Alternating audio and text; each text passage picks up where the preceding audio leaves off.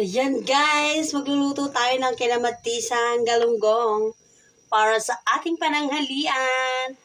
Welcome back sa ating video mga friends. At yan, nagpakulo na tayo dyan ng tubig. Tubig na may kamatis at may bawang at paminta at may konting asin at konting Ajinomoto. Dahil ito ang masarap guys sa mga Ajinomoto. O, diba? Yan yung ating favorite gamitin para sa ating sinabawan. Lagyan na natin siya ng galunggong. Ito guys, ang ating galunggong. Ilan lang naman ang ilalagay natin dito. Dahil, wala namang kakain yan pag marami kang sinabawan. Mga 5 piraso lang. Okay na yan guys. Yan. At syempre, antayin nating makuluan after a few minutes. Yan. Antayin natin, guys.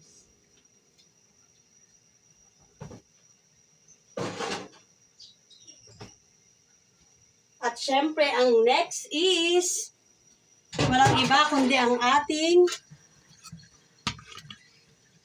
talbos ng kamote. Yan ang masarap dyan. Bagay na bagay yan sa ating sinabawan. At yan nga guys, dahil nagluluto tayo ng kinamatisang isdang galunggong, syempre kailangan natin ng pangsahog na gulay. Ito guys, sino kumakain sa inyo niyan? Diba? Talbos ng kamuting kulay pula.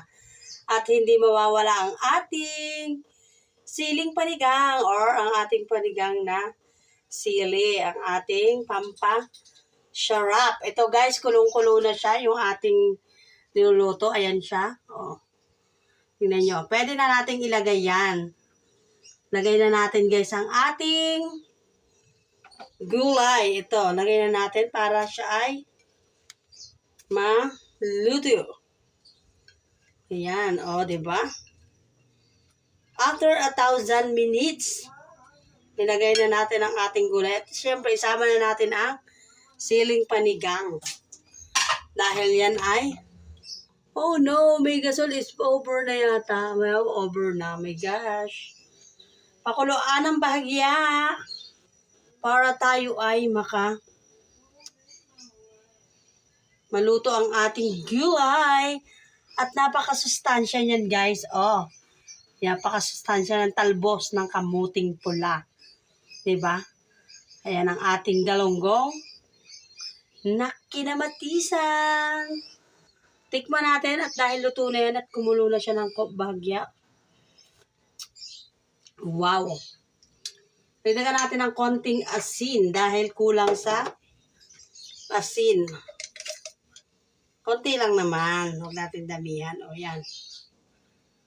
Dagdagan lang natin siya ng bahagya. Ayan. And syempre, kumukulo na siya. Naku, malapit na maubos ang aming gasol. Oh my God.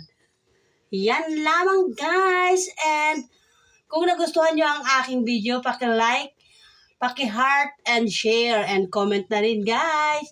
Thank you so much for watching and follow me for more.